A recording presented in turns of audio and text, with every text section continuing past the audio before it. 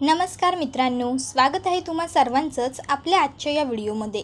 आपला आजचा हा व्हिडिओ खूपच जास्त इंटरेस्टिंग आणि मनोरंजक असणार आहे, कारण आपल्या आजच्या या व्हिडिओमध्ये आपण स्क्रीनवर दिसत असल्याप्रमाणे लग्नानंतर होईलच प्रेम या मालिकेच्या पुढील काही येणाऱ्या भागांचे लेटेस्ट त्याचबरोबर इंटरेस्टिंग अपडेट पाहणार आहोत। त्यामुळे पटापट व्हिडिओला लाईक करा, तसेच चॅनलला सबस्क्राईब करून बेल आयकॉन आठवणीने प्रेस करायला विसरू नका। मित्रांनो, आता आपण पाहणार आहोत की मालिनी ही जीवा आणि नंदिनीला शॉपिंग करण्यासाठी मार्केटमध्ये पाठवून देते, आणि ते सुद्धा कपड्यांची शॉपिंग। तर दुसरीकडे आता काव्या आणि पार्थमध्ये सुद्धा अबोला निर्माण झालेला असतो। आता मात्र यावेळेस ट्विस्ट असा आहे की आत्तापर्यंत फक्त काव्या ही पार्थवर चिडत असते, रागवत असते, आणि पार्थ तिला मनवत असतो। पण यावेळेस काव्या चिडलेली नसते, तर पार्थ चिडलेला असतो, आणि काव्या ही आता त्याला समजावण्याचा प्रयत्न करत आहे। पण आता जी व्यक्ती कधीच चिडत नाही त्या व्यक्तींचा राग हा खूपच जास्त वाईट असतो, आणि म्हणून ते त्यांचा राग हा कायम दाबून ठेवतात असं म्हटलं जातं। मग आता पार्थ हा कधीच चिडत नाही, मग त्याचा रागही असाच असेल का? तुम्हाला काय वाटतं? काव्याला पार्थ समजावू शकतो, पण मग आता काव्या पार्थची समजूत काढू शकेल का? चला तर मग मित्रांनो, अजिबात वेळ वाया न घालवता या सगळ्या गोष्टी आपल्या आजच्या या व्हिडिओमध्ये जाणून घेऊया। पण त्यासाठी व्हिडिओ मात्र शेवटपर्यंत नक्की पहा। पण त्या अगोदर व्हिडिओला लाईक आठवणीने करा, तसेच चॅनलला सबस्क्राईब करून बेल आयकॉनसुद्धा प्रेस करत चला, जेणेकरून तुम्हाला पुढच्या प्रत्येक एपिसोडचं नोटिफिकेशन हे पटापट मिळत जाईल आणि सर्व व्हिडिओंचा आनंद तुम्हाला घेता येईल। त्याचबरोबर मित्रांनो, आपला हा व्हिडिओ तुमच्या जास्तीत जास्त कुटुंबियांसोबत तसेच मित्रपरिवारांबरोबर सुद्धा नक्की शेअर करा, जेणेकरून त्यांनासुद्धा आपल्या व्हिडिओंचा आनंद घेता आला पाहिजे। तर मग सुरुवात करूया लग्नानंतर होईलच प्रेम मालिकेच्या अपकमिंग भागाच्या अपडेट जाणून घेण्यासाठी। तर आता आपण असं पाहतो की इकडे मालिनीला आणि विक्रमला एका लग्नाला जायचं असतं, पण आता लग्नाला जायचं म्हटलं तर हळदीला जाताना नवरीच्या आईवडिलांना आहेर घेऊन जायचे असतात। पण आता विक्रमला एक महत्त्वाचं काम आल्यामुळे विक्रमला मार्केटमध्ये जाता येणार नसतं, आणि मालिनीला घरी काही पाहुणे आल्यामुळे घराबाहेर पडता येत नसतं। मग आता ती जीवाला सांगते की जीवा, जरा कपडे घ्यायला तू जा। ती माहीचे आईवडील म्हणजेच आपली शकू आत्या आहे ना, त्यांच्या मुलीचं लग्न आहे, तर त्यांच्यासाठी कपडे आणायचे आहेत। हळदीला कपडे द्यावे लागतात मुलीच्या आईवडिलांना। त्यावर जीवा म्हणतो, पण आई, अगं मला त्यातलं काहीच कळत नाही, मी साडी कशी घेऊ? आजपर्यंत मी कोणासाठी साडी घेतली? तुझ्यासाठी सुद्धा कधी नाही आणली। त्यावर मालिनी म्हणते, अरे जीवा, असं काय करतोयस? हे बघ बाळा, महत्त्वाचं आहे म्हणून तुला सांगते की नाही? त्यावर लगेच जीवा म्हणतो, तू पार्थ दादाला सांग ना। त्यावर मालिनी म्हणते, जीवा, सगळं काही पार्थ दादानेच करायचं का? मग तू काय करतोस? तर जीवा म्हणतो, आई सांग ना गं त्याला, मोठा आहे ना तो, जर पार्थ दादाला जमत नसेल तर मग तू जा। अगं आई, काय सांगतेस हे मला? साडी आणि मी? अगं, इथे माझे कपडे सुद्धा तू चॉईस करून आणतेस, मी साडी काय चॉईस करणार आहे? एक वेळेस मेल कपड्यांमधलं मला थोडंफार कळतं तरी, पण साडी वगैरे मला नाही घ्यायला जमणार। तर आता मालिनी सांगत असते, अरे तुझे बाबा आणि मीच गेलो असतो, पण तुझ्या बाबांना ऑफिसमध्ये एक महत्त्वाची मीटिंग असल्या कारणामुळे जावं लागलं, आणि घरी हे पाहुणे आले त्यामुळे मला घरी थांबावं लागतंय। पार्थ तर ऑफिसला गेलाय, त्या बिचाऱ्याच्या डोक्याला किती टेन्शन देणार? तुला साडीचं कळणार नाही, पण जेंट्सच्या कपड्याचं तर कळेल ना। एक मिनटं। आणि मग ती लगेचच नंदिनीला हाका मारून तिकडे बोलवून घेते। आता नंदिनी किचनमध्ये काम करत असते, ती पटकन बाहेर येऊन विचारते, आई बोलवलं तुम्ही मला? त्यावर मालिनी तिला म्हणते, ये ये ये नंदिनी, अगं एक खूप मोठा प्रॉब्लेम झाला आहे बघ। त्यावर नंदिनी विचारते, काय झालं? काव्याने पुन्हा?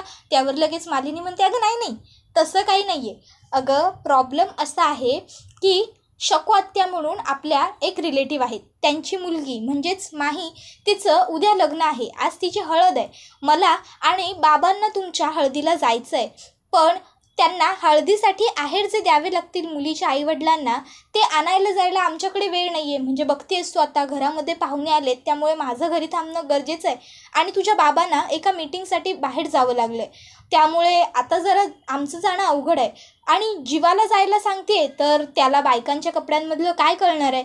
एक वेळेस तू शर्ट आणि पॅन्ट घेईल, तू जाशील का जरा त्याच्याबरोबर ग? तू साडी सिलेक्ट करशील ना व्यवस्थित, म्हणून म्हणते। आता लगेचच नंदिनी जीवाकडे बघायला लागते, जीवा नंदिनीकडे बघत असतो। मालिनी म्हणते, अगं त्याच्याकडे नको बघूस, तो तुला काही नाही बोलणार। त्यावर लगेच जीवा म्हणतो, मी कशाला काही बोलू?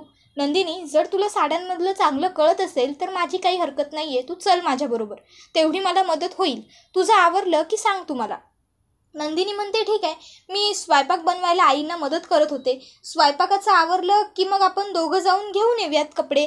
त्यावर लगेच जीवा म्हणतो, हो हो चालेल, तू आवरून घे आणि मग आपण जाऊयात. त्याबरोबर लगेचच आता इकडे मालिनी ही नंदिनीला सांगायला लागत असते की अगं खरंच त्या लग्नाला जाणं खूप महत्त्वाचं आहे. म्हणून मी तुला त्रास दिला नसता, खरं तर मीच गेले असते, पण घरी पाहुणे आलेत त्यामुळे जाता येत नाही आहे. पार्थला सांगितलं असतं, नेहमी अशा काही गोष्टी असतील तर तो मला मदत करत असतो, पण आज त्यालासुद्धा ऑफिसला जाणं गरजेचं होतं आणि तसंही आधीच त्याच्या डोक्यात एवढे विचार असतात, मग त्याला कशाला सांगायचं. आणि काव्याला पाठवायला तर तुला तर माहीतच आहे काव्याचा स्वभाव. त्यावर नंदिनी म्हणते, नाही नाही आई, काहीच हरकत नाही, मी जाते, फक्त किचनमधली आवरावर करून घेते. त्यावर मालिनी म्हणते, नाही नको, तू कशाला, मी आहे ना घरीच, मी करून घेईन किचनमधली आवरावर, तू जाऊन ये जीवाबरोबर. त्याबरोबर आता इकडे जीवासुद्धा म्हणायला लागतो की नंदिनी, आई म्हणते जर तिला मदतीची गरज नाही आहे तर तू चल माझ्याबरोबर, आणि जर तरीही आईला काही मदत लागली तर रम्या आहे तिच्या हाताखाली, तू चल, कारण मलासुद्धा नंतर एका महत्त्वाच्या कामासाठी बाहेर जायचं आहे. आता जीवाला काही काम वगैरे नसतं, तो मुद्दामून नंदिनीला सांगतो मला काम आहे, जेणेकरून नंदिनीने पटापट खरेदी करावी आणि चटकन घरी यावं. आता खरं तर घरी जे पाहुणे आलेले असतात ते काही फार महत्त्वाचे नसतात, पण मालिनी मुद्दामून नंदिनी आणि जीवाने एकत्र बाहेर जावं यासाठी हे कारण काढून तिने त्या दोघांना बाहेर पाठवलेलं असतं. खरं तर घरी जे पाहुणे आलेले असतात ते तिने स्वतःहूनच बोलवलेले असतात. ते पाहुणे दुसरे तिसरे कोणी नसून तिच्याच मैत्रिणी असतात. आता इकडे जीवा आणि नंदिनी एका मोठ्या मॉलमध्ये आलेले असतात आणि मग आता जीवा नंदिनीला म्हणतो, आपण एक काम करू, तू तिकडे साडी घे, तोपर्यंत मी जेन्ट्स सेक्शनमध्ये जाऊन त्या काकांसाठी शर्ट पॅन्ट जे काही घ्यायचं आहे ते कपडे घेऊन येतो. नंदिनी म्हणते चालेल. जीवा सांगतो फक्त जरा लवकर आटप. तर दुसरीकडे आता काव्या ही अभ्यास करत बसलेली असते. इतक्यात तिला तिच्या मैत्रिणीचा फोन येतो. ती तिला सांगते की अगं आज आपले महत्त्वाचे लेक्चर आहे, सोनावणे सर लेक्चर घेणार आहेत, ते आपल्याला सगळे इम्पॉर्टंट नोट आज देणार आहेत, तर तू येशील ना. काव्या म्हणते, अगं हो, माझ्या लक्षातच नव्हतं, किती दिवस झाले मी आपला कॉलेजचा ग्रुपही पाहिलेला नाही आहे. बरं मी आज येईन लेक्चरला, असं म्हणून काव्या आता मालिनीकडे येऊन तिला सांगते की आज इम्पॉर्टंट नोट्स कॉलेजमध्ये देणार आहेत, तर मी जाऊ का. त्यावर मालिनी म्हणते, अगं यात विचारण्यासारखं काय आहे, अभ्यासाला मी नाही म्हणणारच नाही तुला, तू जा, आणि पार्थला आवडेल उलट तो अभ्यास केलेला, जा तू. त्यानंतर काव्य आता घाईघाईने खोलीत येते, आवरते, तिची बॅग घेते आणि तिकडनं निघते.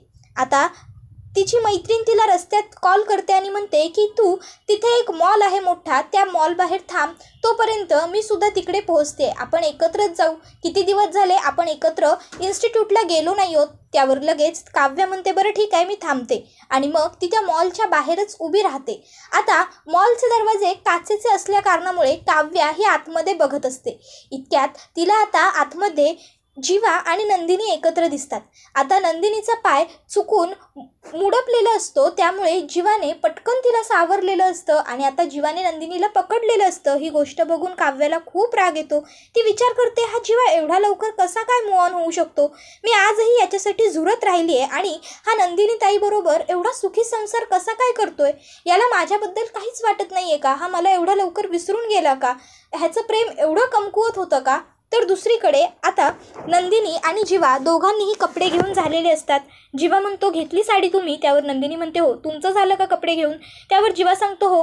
मग लगेचच आता ते दोघंही म्हणतात, निघूया आपण. तर दुसरीकडे काव्याची मैत्रीण आलेली असते. ती काव्याला असं रागात बघून विचारते, काय ग काव्या, काय झालं, घरी काही प्रॉब्लेम आहे का. त्यावर काव्या म्हणते, काही नाही, चल उशीर होतोय. आणि मग आता काव्याची मैत्रीण व काव्या दोघीही इन्स्टिट्यूटला जायला निघालेले असतात. इन्स्टिट्यूटमध्ये येतात, सोनावणे सर लेक्चरही घेऊन पूर्ण करतात.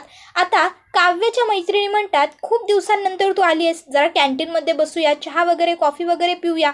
इतक्यात काव्या ही त्यांच्याबरोबर जाणार. इतक्यात तिची एक मैत्रीण सिद्धी, तिला तिच्या घरून फोन येतो आणि तिची मोलकरीण सांगत असते की ताईसाहेब, अहो तुमच्या मम्मींना अचानक खूप त्रास होतोय, त्यांना घाम वगैरे खूप फुटला. आता काव्याची मैत्रीण घाबरते, ती रडायला लागते, कारण तिच्या घरात दुसरं कोणीच नसतं. काव्या म्हणते तिला, काय झालं, रडतीयस का. मग तिची मैत्रीण काव्याला सगळं सांगते. मग काव्या लगेचच पुन्हा त्या मोलकरणीच्या फोनवर फोन करून सांगते, तू त्यांना सिटी हॉस्पिटलमध्ये घेऊन ये, आम्ही तिथे तुझ्या अगोदर पोहोचतोय. काव्य लगेच मैत्रिणीला म्हणते, चल मी येते तुझ्याबरोबर, रडू नको, शांत हो. आणि काव्या तिच्या मैत्रिणीला घेऊन सिटी हॉस्पिटलमध्ये पोहोचलेली असते. तोपर्यंत तिची मोलकरीणसुद्धा सिद्धीच्या आईला घेऊन पोहोचलेली असते. काव्या ही पटापट सगळ्या फॉर्मॅलिटीज कंप्लीट करायला लागते रिसेप्शनिस्ट बरोबर, कारण आता दुसरं कोणी तर तिथे त्यांच्या मदतीला आलेलं नसतं. तर दुसरीकडे बाबा हे बाहेर हॉलमध्ये बसलेले असतात. जीवा नंदिनीला बघून ते विचारतात की काय आणलं तुम्ही दोघांनी, जाऊन बघू तरी कपडे. जीवा नंदिनी कपडे दाखवतात तर दोघांनीही सेमच रंगाचे कपडे आणलेले असतात. आता दोघंही एकमेकांकडे बघतात तर लगेचच मालिनी म्हणते, अरे वा जीवा नंदिनी, सेम रंगाचे कपडे, म्हणजे तुम्ही एकत्र खरेदी केलीत का? त्याबरोबर लगेच जीवा सांगायला लागतो, नाही आम्ही वेगळी वेगळीच खरेदी केली. त्याबरोबर नंदिनीसुद्धा म्हणायला लागते, हो आई, खरं तर आम्ही वेगळी वेगळीच खरेदी केली, कोइन्सिडन्सली सेम रंग आले असतील. त्यावर लगेच मालिनी म्हणते, ह्याला कोइन्सिडन्स नाही, याला गुण जुळणं म्हणतात. वा, छान आहे की, आवड निवड सारखी आहे याचा अर्थ तुमची. त्यानंतर आता नंदिनी ही मालिनीला विचारायला लागते, आई काव्या कुठे आहे, म्हणजे दिसली नाही म्हणून विचारते. त्याबरोबर मालिनी तिला सांगायला लागते, अगं तिच्या इन्स्टिट्यूटमध्ये आज काहीतरी इम्पॉर्टन्स नोट्स की काय देणार आहेत म्हणे, कोणीतरी सोनावणे सर म्हणून लेक्चर घेणार आहेत आज त्यांचं, तर महत्त्वाचं असल्या कारणामुळे ती गेली. आता जीवालाही माहिती होतं की सोनावणे सर हे कधीतरी लेक्चर घेतात आणि ते खूप महत्त्वाच्या नोट्स वगैरे देतात. आता नंदिनीला ही गोष्ट माहिती असते, त्यामुळे नंदिनी म्हणते, हो हो बरोबरच बोलली ती. त्याबरोबर आता इकडे काव्या ही तिच्या मैत्रिणीला मदत करते, तिच्याबरोबर हॉस्पिटलमध्ये थांबते. तिची मैत्रीण घाबरलेली असते. आता काव्याला घरी फोन करून सगळं सांगायचं असतं, पण तिचा फोन हा चुकून ती घरीच विसरलेली असते. तर आता पार्थही घरी आलेला असतो. संध्याकाळचे 7:30 वाजलेले असतात. काव्या अजून घरी आलेली नसते. आता मात्र नंदिनीला टेन्शन यायला लागतं. नंदिनी काव्याच्या फोनवरती फोन ट्राय करते, पण काव्याचा फोन रिंग वाजून वाजून कट होत असतो, कारण तिचा फोन बेडरूममध्ये असतो आणि पार्थच्या बेडरूममध्ये कोणीच नसतं. पार्थसुद्धा घरातल्यांबरोबर हॉलमध्येच उभा असतो. आता जीवाला प्रचंड टेन्शन यायला लागतं. काव्या ही मूर्ख मुलगी आहे, ती जीवाचं काही बरं वाईट तर करून घेणार नाही ना. तिच्या मनासारखं नाही झालं तर ती कोणत्याही पातळीपर्यंत पोहोचू शकते, ती स्वतःला त्रास करून घेऊ शकते. असे सगळे विचार जीवाच्या मनामध्ये यायला लागतात. जीवा नंदिनीला सांगतो, नंदिनी तू एक काम कर, काव्याच्या मैत्रिणींना कॉल ट्राय कर, तुला तिथून कदाचित काही माहिती मिळेल. आता नंदिनी काव्याच्या मैत्रिणींना फोन करायला लागते. तर दुसरीकडे काव्या आता तिच्या मैत्रिणीला सांगत असते, काळजी करू नकोस, मी आहे तुझ्याबरोबर, तुझ्या आईला काहीच होणार नाही. मैत्रीण रडत असल्या कारणामुळे काव्या तिला आधार देत असते. आणि यावेळेस काव्याच्या सुद्धा लक्षात आलेलं नसतं की किती उशीर झालाय. आता जवळपास 8:30-9 वाजत आलेले असतात. काव्याची मैत्रीण तिला सांगते, काव्य तू घरी जा, खूप उशीर झालाय आता.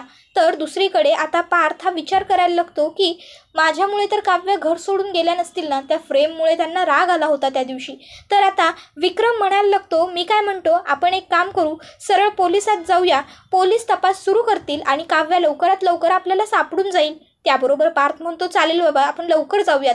जीवा म्हणतो, दादा बाबा, अरे काय बोलताय तुम्ही, पोलिसात कसे जाणार आहोत आपण, नाही जाऊ शकत, अजूनही 24 तास पूर्ण झालेले नाही आहेत, पोलीस मिसिंग कंप्लेंट घेणारच नाही 24 तासाच्या शिवाय. त्यावर पार्थ म्हणतो, बरोबर आहे बाबा, आपण आता हातावर हात धरून बसून चालणार नाही, मला काव्याची खूप काळजी वाटते, त्या व्यवस्थित तर असतील ना, कोणत्या अडचणीत तर नसतील ना. मी एक काम करतो, मी त्यांना शोधायला जातो, मला असं घरात गप्प बसवणारच नाही. त्याबरोबर पार्थ हा काव्याला शोधण्यासाठी निघालेला असतो.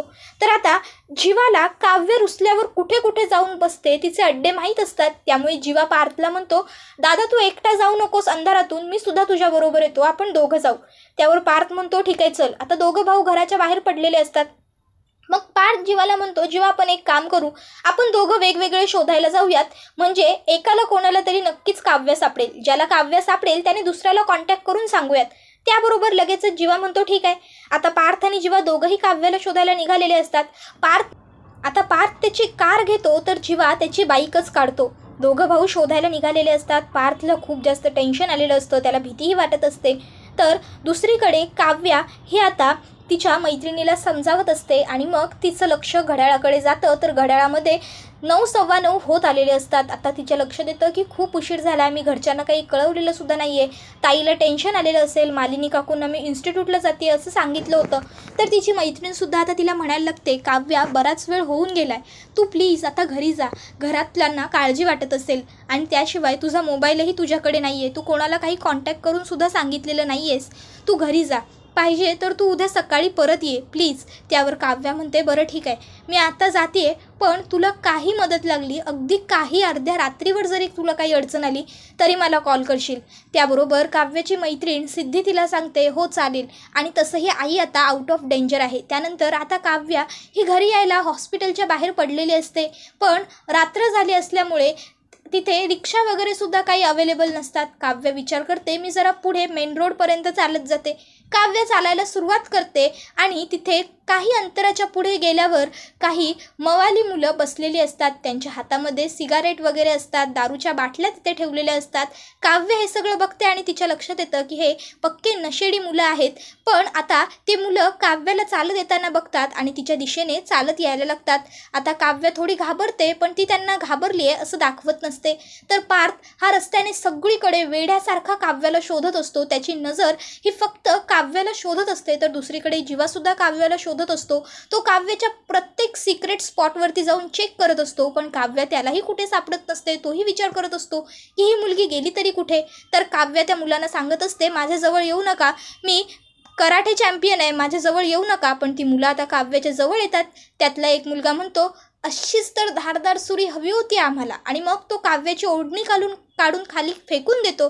काव्या त्याला सांगत असते माझ्याजवळ येऊ नकोस, येऊ नकोस. काव्या घाबरलेली असते. इतक्यात त्या ठिकाणी पार्थ पोचलेला असतो आणि मग काय, पार्थ आपल्या बायकोची कोणीतरी छेड काढतंय हे बघून प्रचंड चिडतो आणि मग तो त्या गुंडांची मस्त कुटाई पिटाई करून टाकतो. आता यामध्ये पार्थलाही थोडंफार लागलेलं असतं, पण तरीसुद्धा पार्थ हा स्वतःला लागलेलं विसरून काव्याला वाचवतो आणि त्यानंतर पहिल्यांदा तो काव्याची ओढणी उचलतो आणि ती तिच्या अंगावरती टाकतो. आणि आता मात्र घाबरलेली काव्या पटकन पार्थला घट्ट मिठी मारते आणि thank you Parth, thank you so much असं म्हणत असते. पण आता मात्र पार्थ तिच्या डोक्यावर हात ठेवायला जात असतो, पण तो हात तो लगेच मागे करतो आणि काव्याला स्वतःपासून दूर करत म्हणतो उशीर होतोय, निघूया आपण, गाडीत बसा. आणि मग पार्थ काव्याला गाडीमध्ये घेतो. काव्य आता खरं तर पार्थला सांगण्याचा प्रयत्न करत असते की काय अडचण आली होती, पण पार्थ काव्याचं काहीच ऐकून घेत नाही.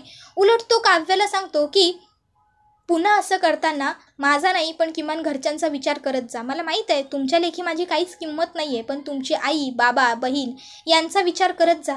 सगळ्यांना घरी तुमची काळजी वाटते. त्यानंतर आता काव्य घरी आलेली असते. सगळ्यांनाच काळजी वाटत असल्या कारणामुळे काव्याची मालिनी चौकशी करत असते की काव्या बाळा कुठे गेली होतीस तू, इन्स्टिट्यूटला जाते सांगितलं होतंस ना मला. पण आता वसुहत्या मात्र काव्यावरती आवाज चढवून बोलायला लागते, मूर्ख मुलगी आहे ही, घर सोडून गेली होती, बरं झालं वगैरे वगैरे. काव्य चिडते आणि त्यांना उलट उत्तर देत म्हणते तुम्हाला माहीत नाही आहे ना काय घडलं होतं, मग तुम्ही बोलू नका, तोंड बंद ठेवा तुमचं, उगाचच्या उगाच नुसती बडबड करायची काय गरज आहे तुम्हाला आमच्या घरातल्या गोष्टीत. त्याबरोबर पार्थ म्हणतो बास, पुरे झालं, मला आता आणखी वाद नको आहेत. काव्या मुळात चूक तुमची आहे. घर सोडून जाण्या एवढं काल काहीच घडलं नव्हतं. त्या एका फोटो फ्रेममुळे तुम्ही हा एवढा मोठा तमाशा केलात. तुम्हाला कळतंय आमच्या मनात किती नको नको ते विचार येऊन गेलेत, आम्हाला किती भीती वाटली होती ते. ताबडतोब जा आणि आवरून या. आता काव्याला पार्थला सांगायचं असतं, पण पार्थ तिचं काहीच ऐकून घेत नाही.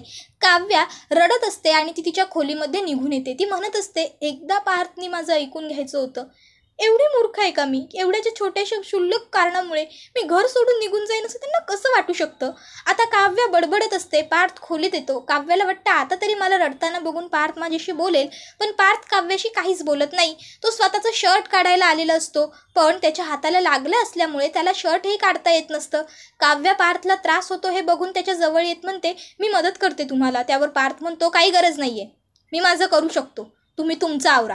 आणि मग आता तो तिकडनं निघून जातो.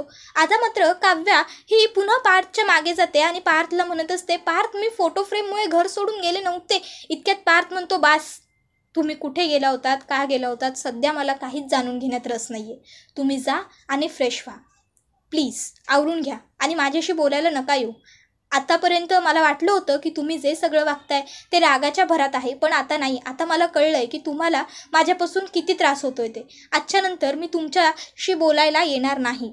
बस एवढं बोलून आता पार्थ तिकडनं बाथरूममध्ये फ्रेश व्हायला गेलेला असतो. आता मात्र काव्याला पहिल्यांदा आपण पार्थबरोबर किती वाईट वागलो, किती रूढ वागलो या गोष्टीची जाणीव झालेली असते. ती मनातल्या मनात म्हणायला लागते की आज पार्थ होते म्हणून त्यांच्यामुळे मी वाचले. मी पार्थबरोबर खूप चुकीचं आणि मिसबिहेव केलेलं आहे, रूढ वागली आहे मी त्यांच्याशी.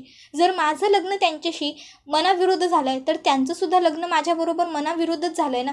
माझ्या मनामध्ये जीवा होता हे पार्थना थोडीच माहीत होतं.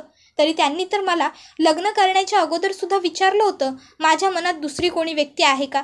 त्यावेळेस मीच त्यांना काही खरं सांगितलं नाही. या सगळ्यामध्ये त्यांची काय चूक आहे. त्यांच्या परीने मला स्वीकारण्याचा ते पूर्ण प्रयत्न करत आहेत, पण मीच प्रत्येक वेळेस त्यांना वाईट बोलत आले, त्यांच्याशी वाईट वागत आले. उलट त्यांनी तर माझी आई आजारी होती तेव्हासुद्धा माझी किती मदत केली. आज जर पार्थ आले नसते तर किती मोठा अनर्थ घडला असता. आज कोणाला तोंड दाखवण्याचं काय, मी जिवंत राहण्याच्या सुद्धा लायक राहिले नसते. जिवंत राहण्याचे लायक काय, मी जिवंतच राहिले नसते. त्या गुंडांनी माझ्याबरोबर काय केलं असतं विचारही करवत नाही आहे. मी पार्थबरोबर खूप चुकीचं वागले. एक जीवा आहे जो मला विसरून नंदिनीताईबरोबर सुखाने आयुष्य जगायला सुरुवात करतोय, आणि एक पार्थ आहेत जे प्रत्येक वेळेस मला सांभाळून घेण्याचा, समजून घेण्याचा प्रयत्न करतात. काहीही झालं तरी मी पार्थची समजूत काढणार आणि त्यांना खरं काय घडलं होतं ते सांगणार असं काव्याने ठरवलेलं असतं. त्याबरोबर हा व्हिडिओ इथेच संपतो. मित्रांनो, व्हिडिओ आवडला की व्हिडिओला लाईक पटकन करत जा, तसेच चॅनलला सबस्क्राईब करून बेल आयकॉन प्रेस करत जा, आणि आपला हा व्हिडिओ तुमच्या जास्तीत जास्त कुटुंबियांबरोबर तसेच मित्रपरिवारांबरोबर सुद्धा नक्की शेअर करा, जेणेकरून त्यांना सुद्धा आपल्या पुढच्या व्हिडिओचा आनंद अशाच छान छान पद्धतीने घेता येईल. पण तुम्हाला काय वाटतं? आता ठीक आहे, काव्याने तर ठरवलंय पार्थला मनवायचं. काव्य आपली खूप जिद्दी आहे, पण पार्थसुद्धा काही कमी हट्टी नाही आहे. पार्थ आता काव्याचं ऐकेल का? तो काव्याची बाजू समजून घेईल का? मुळात पार्थने काव्याचं एकदा की सगळं ऐकून घेतलं की तो काव्याला समजून घेईल, कारण काव्याने चांगलं काम केलंय. पण त्यासाठी आधी पार्थ काव्याचं ऐकेल का? आणि पार्थने आपला बोलणं ऐकून घ्यावं यासाठी काव्य आता काय युक्ती शोधून काढेल? तुम्हाला काय वाटतं? आम्हाला कमेंट करून नक्कीच सांगा, कारण तुमचं मत हे आमच्यासाठी खूप महत्त्वाचं आणि मोलाचं असतं. चला तर मग मित्रांनो, पुढचा व्हिडिओ येईपर्यंत टाटा बाय बाय, धन्यवाद.